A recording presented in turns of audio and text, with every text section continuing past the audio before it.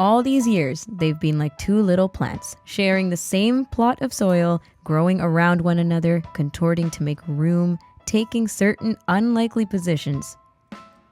That's Normal People by Sally Rooney.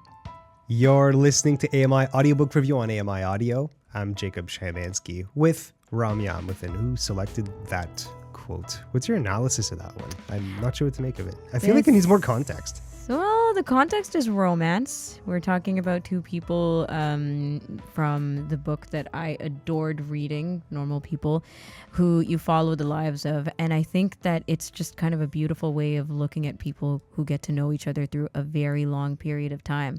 Adjustments, good or bad. But I think the analogy around it being plants means growth.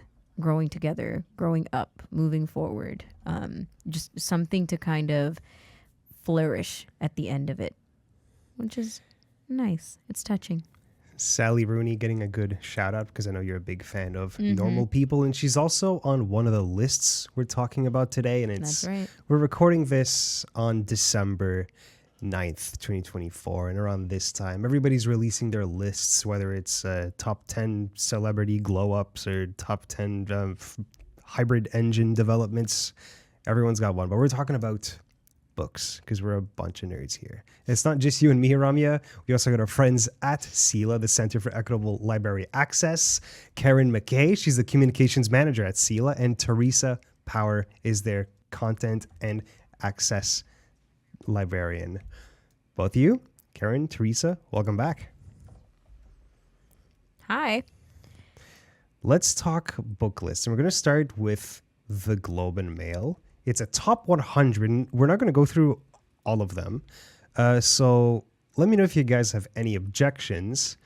There's a bunch of different categories. Let's just highlight books that are on this list and that you have a particular interest in, or that you've read and you particularly like it. So it kind of gets a double stamp of approval, one from the Globe and Mail and one from yourself.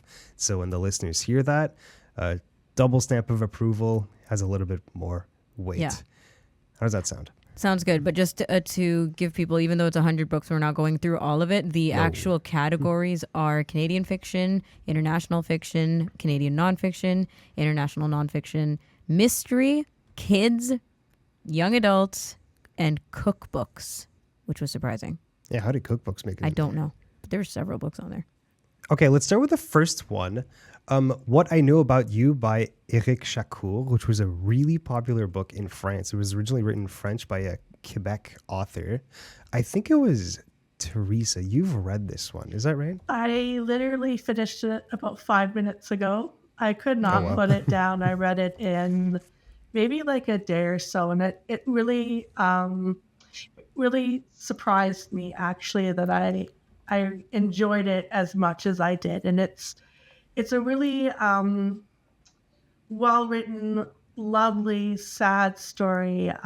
It's about a man, and we kind of see his story from when he was a kid up to his 50s. He's becomes a doctor in Egypt. He follows the footsteps of his father. And one day he has kind of a random meeting with a young boy who comes to one of his clinics looking for a doctor to help his mother. And it strikes up this very unlikely friendship between this older man and this younger boy, especially because they're from two very different places in Egypt. And I should say that this is like mid 20th century up until like the 90s, early 2000s. The story kind of spans. And so they strike up this very unlikely friendship, especially because they're from two very different classes and very different places in Egypt. And not only do they strike up this friendship, they actually strike up a romance, which is not okay in Egypt at that time. And it's about their story, and it's about misconnections as well, I would say, about family.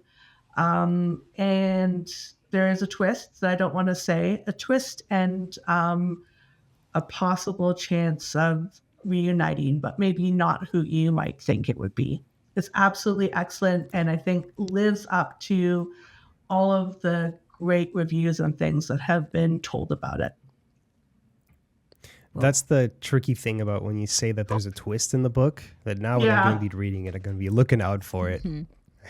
I wish I didn't know that. Yeah, no, I say twist, but I think it will still be a surprise because it's not what you expect. I think that this really came out of left field for me. And I think that even though I say twist, I think you still find it quite surprising. Yeah. So it was all a dream. Okay, that's fine. So that was that was all I know about, or sorry, What I Know About You by Eric Chacour. What's the next book somebody wants to highlight? Who wants to go next? I can jump in. So This Summer Will Be Different by Carly Fortune is on this list, which we reviewed earlier this year. And I have to say, I'm really pleased that it's here, because I love that the list is not sort of snobbish from a literary perspective, that there's stuff on here for everybody. So I don't know if folks want to go back and listen to our podcast about it.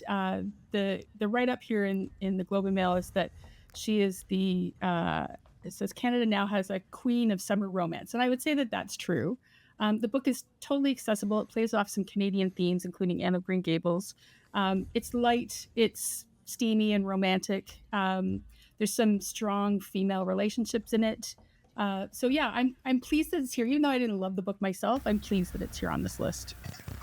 No, I not to get ahead of ourselves with the New York Times if we want to discuss it later, but just to carry on to that point, I thought looking at the New York Times like best books of 2024, I was really surprised by the number of like romance books that were on there from a list that I would assume, and I guess this is just from years of looking at it, has been a bit more, what's the word, the polite word you want? A lot of like thinky books, a little bit esoteric, you know what I mean? Yeah, literary. Literary books, yes, of course. But then like they put the hoity-toity books that Funny are Story by held Emily in high Henry on regard, it. that you feel smart when you read them. And By sometimes Casey the ones you like the McQuiston on most it are the too. ones You Should that Be are So Lucky by Kat Sebastian. So, not even just romance books, but also like queer romance books as well. So I think that's also like really great additions to these best of the year lists. To ask a bigger question at this point, maybe before we continue reviewing / highlighting specific books, around the table, do we feel like either A, the Globe and Mail did a good job with the top 100, or B, that these book lists even matter to the degree that at some point they might have?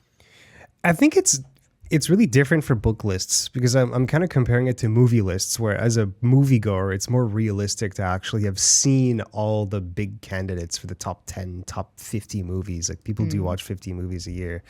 There are so many books that could potentially be making it into contention for these top 100 books that it's almost like a book recommendation lists from the Globe's editorial board. And so, to be clear, it's not a top 100 like in order.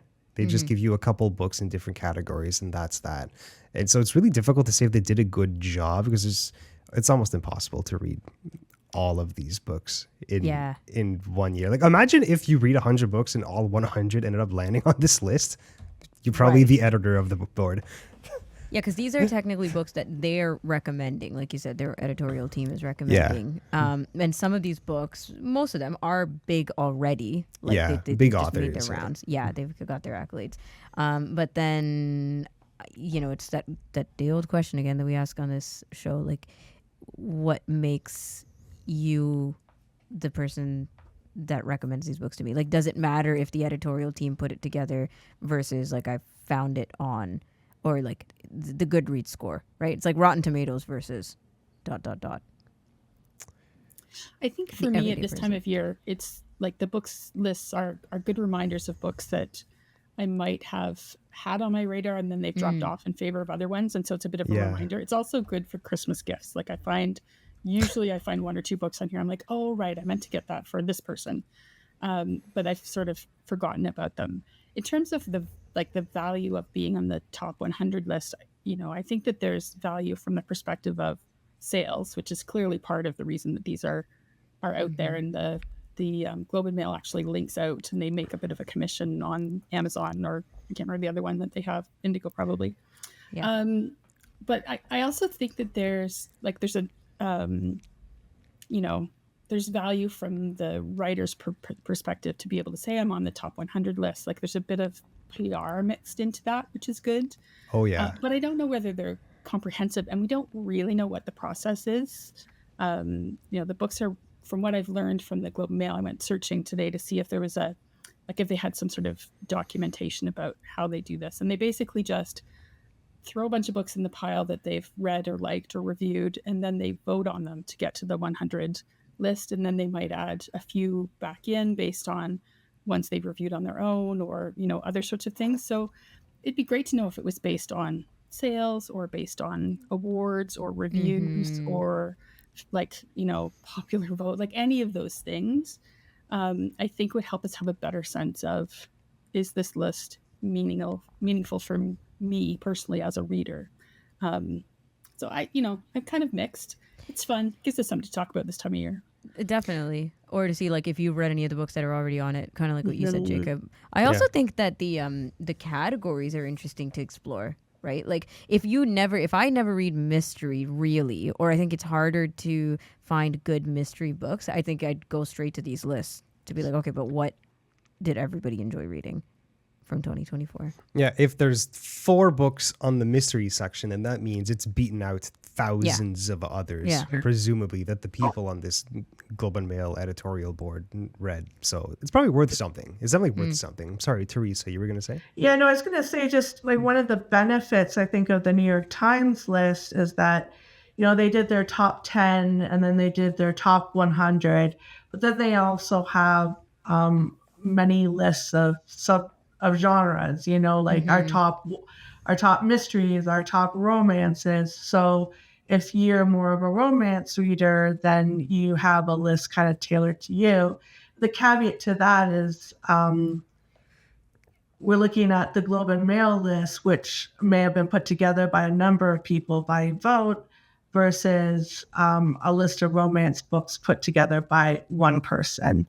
So, take that with a grain of salt, that we're not necessarily getting a variety of perspectives and a democratic vote perhaps behind it. Yeah. Only One Survives made it in the mystery category of the Globe and Mail. And this is by Hannah Mary McKinnon. I wanted to shout it out because she's been on Kelly and Rumya and Kelly and Company, and she's known all over the network. So I was like, hey, we know her. Yeah, shout out. Shout out.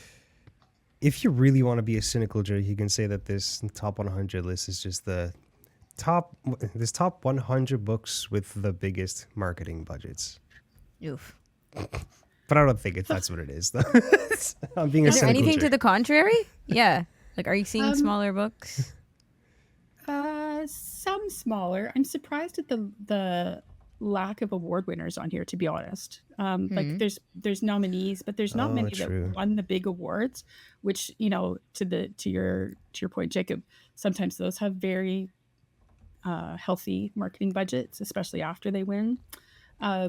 So I think that some of these are I don't know how to say it, legitimate recommendations for sure. It surprised me some of the books that were not on it that do have a bit of buzz. Or a bit of marketing behind them, and those include the recently released Marie Sinclair book. The title just left my head. Who We Are: 4 Questions for a Life and a How Nation. did that not make it? I'm shocked. The other one that didn't make it is I have to double check it, but I'm pretty sure that Malcolm Gladwell's latest, Revenge of the Tipping Point, over stories, super spreaders, and the rise of social engineering, did not make it. He's like a bankable author. And has pretty wide appeal. And the last one I was surprised not to see, and I know Theresa has her own list of surprises, but is The Serviceberry, which is the latest one by Robin Wall Kimmerer. And her books are a bit of sleepers. Like her first one was something that came out, I don't know, 8 years ago or something. But we're still having conversations about it. And so I was a bit surprised that these 3 books in particular were not on it. And I think probably most surprised by Murray Sinclair's book not being on it. But yeah, you mentioned Malcolm Gladwell. He's been very popular with his nonfiction books. But I do want to bring up the Canadian nonfiction category. And one shout out I want to give is Our Crumbling Foundation by Gregor Craigie. This one's from Penguin Random House Canada. Here's a synopsis. To figure out whether this country can fix our housing crisis, the CBC journalist examined what's happening in several other countries. This illuminating investigation is a finalist for the Balsillie Award for Public Policy. I haven't read this one, but seeing as I'm a person who's never going to own a house, I feel like reading about this is at least going to make me educated when I whinge and complain about my economic despair. That's it. Good reason. Good shout out. Very good shout out. Also, we'd like this addressed now, please. Yeah, can we please fix this now? Like, this should be top of mind for everyone. Exactly. Who wants to go next? What do we want to highlight? I have one book, or a few books, that I also wanted to give a shout out that were on the Globe's list, and I was actually really happy to see them, if that's okay. Yeah, so the first one is actually a YA book that I read. It's called Who We Are in Real Life by Victoria Coops, and this is a Canadian author. I don't know if this is a debut or not. I'm not sure. The author wasn't familiar to me before this book, and it's a really lovely book about true allyship.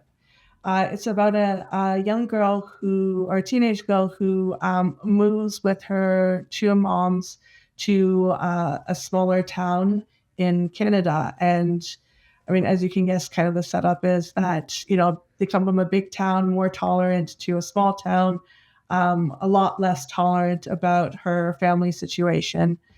And she meets a young guy, and they start up a relationship. And what I really loved about this book, and I'm not a Dungeons and Dragons person, but a good part of this book actually is set in the world of Dungeons and Dragons.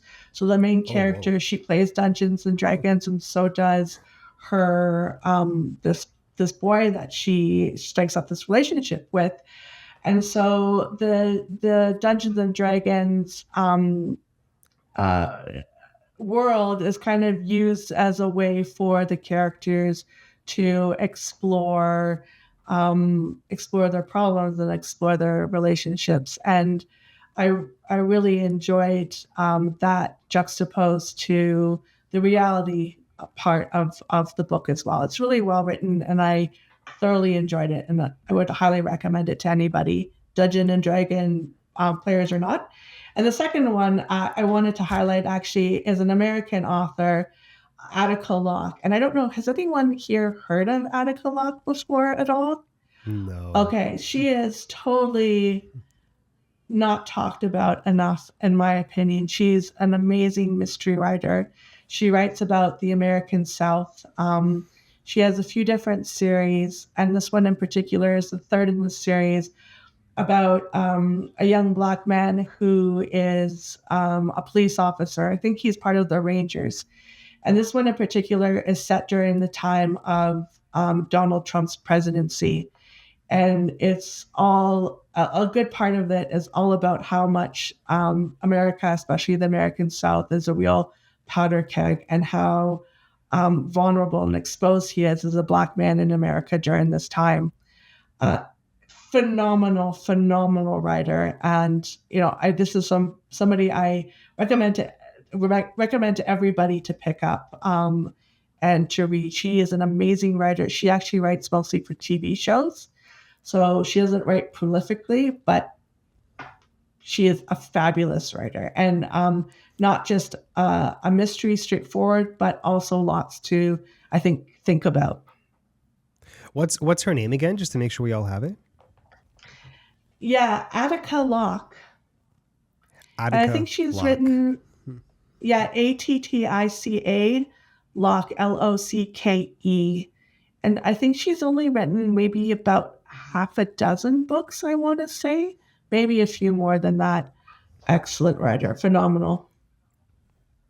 While we're praising authors, I want to bring one up that was nominated in the international fiction section. It's an American writer. She wrote Intermezzo. I'm talking about Sally Rooney. This one's for you, Ramya. Here's the description. The normal people phenomenon moves from love triangles to sibling strife with a revamped, more clipped style. And a tale of two Irish brothers, one a chess champion losing his edge, and the other a progressive lawyer whose relationship strains after the death of their father from cancer. Rams, what do you like about Sally Rooney? Because I know you're a huge fan. Well, yeah, the book itself, I mean, Normal People is the only one I've read so far, but she's got a lot of critically acclaimed novels, or at least a few. Karen, I kind of want to toss this over to you because I loved Sally Rooney's writing, but you were kind of surprised that this one made it on the list. Was it you who was surprised? Actually, I was surprised by Theresa. Yeah. Theresa, tell us why. I had like, to be honest with you, I haven't read this one. I was surprised by it making the list purely from reading the reviews of it. And I thought largely the reviews were quite negative for this book. That it just didn't work, which, I mean, take that as a grain of salt, honestly, if that's, speaks to the true enjoyment or worth of a book, right? But I think I was surprised based on that it made it to this list. Is it because you think she strayed away from the romance stuff and into a sibling rivalry, and people are like, that's not what we wanted? Yeah, it might be, honestly. I thought that the reviews were speaking more to just like the story just didn't seem to work, but maybe that's part of I'm definitely curious. Okay, well, I'm gonna keep going with that thread then. Any other books that you guys thought were surprising or shouldn't have made the list? I've got another one to throw towards Theresa.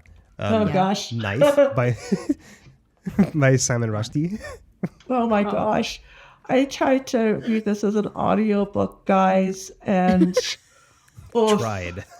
Yeah. Was it the narration? He narrates it. Can I even say this? I think he just loves the sound of his own voice or something. Oh. It was so incredibly dry. It was so incredibly dry. And really, it was about that moment, that incident that happened to him where he was injured, spread out in pages and pages of minutia and detail, intermixed with other thoughts and ruminations about his life. And I think the book just wasn't for me. Yeah. So this one takes a certain kind of reader. Yeah. Like, I don't think that he has appeal. I think that he takes a certain kind of writer. Yeah. Or reader, rather, get into his stuff. Yeah, and I have read his stuff, and it's been quite a while ago, and I just don't know if it was the memoir nature of it as well. But this one just didn't really hit the mark for me. I think you're right. It's probably very niche interest. Another book that was nominated in the international nonfiction category was Patriot by Alexei Navalny, who was a Putin critic that died in prison in early 2024. This book was written between 2020 and until the time of his death. All of which he wrote while he was in prison. And I'd like to shout out that we are going to be giving this one a full review on Hey By Audiobook review coming up on December 13th with our regular contributor, Sarah Hillis. The short version is, I am loving this one. I'm about 75% through. One of the best books I've read this year. What's the short version of your thoughts, Rams? The short version of my thoughts is that I haven't even started yet, so I'm gonna have to rush through it. You're gonna have to do 16 hours in 3 days. 24 hours in. Wow, you're a 2 terrible days. student. I don't. Yeah, how did you get but through school? school? How I speed up my books already, so I don't even know what to tell you. Yeah, about listen that. at But 4x Sarah speed. Fair, wow, you're not gonna pass the test. Good luck. We'll see. Sarah Fair, bring it on. Haters make me stronger. Sarah Fair seems to love it as well, like beyond what you're saying, and clearly it's on the list. So. What about it is capturing you? Is it the story, or just so much that you've heard about him already? He's an incredible human being, but it doesn't sound like he's the type of person that loves the sound of his own voice. He seems very humble and down to earth, despite being an unbelievably courageous person. It's also surprisingly funny and has this like dry, dark humor that's kind of expected of Russians. That's an interesting tone for a memoir. Very weird. Yeah. He makes jokes about him getting like acid thrown on his face and stuff. Like, okay. Wow.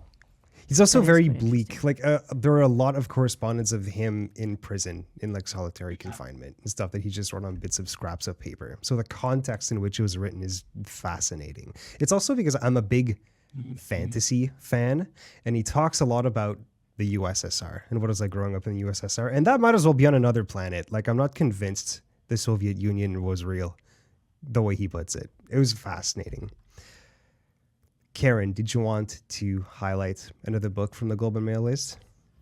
I just want to say that as I'm sort of flipping through the international nonfiction in particular, I was surprised at the depth and the broad number of books that were and topics that are covered. Like, they've got everything from Joni Mitchell to a book called Undue Burden, which is about living in the United States post Roe versus Wade, to, you know, the impact of class on gardening. Like, it's a really interesting list of books, and certainly some that sort of tweak my interest. And I think, just to go back to what we talked about earlier, the value of these lists is sometimes when you see these books like held up against one another, you're like, okay, this one's for me and this one's for me and that one's not for me and this one's for me. And so I think there's value there in just sort of skimming through what other people have enjoyed and have taken note of, just to see what might be on your list going forward. Because some of these books, particularly on the US nonfiction or the international nonfiction, not on my radar at all. So I'm appreciating that they end up there because of this list.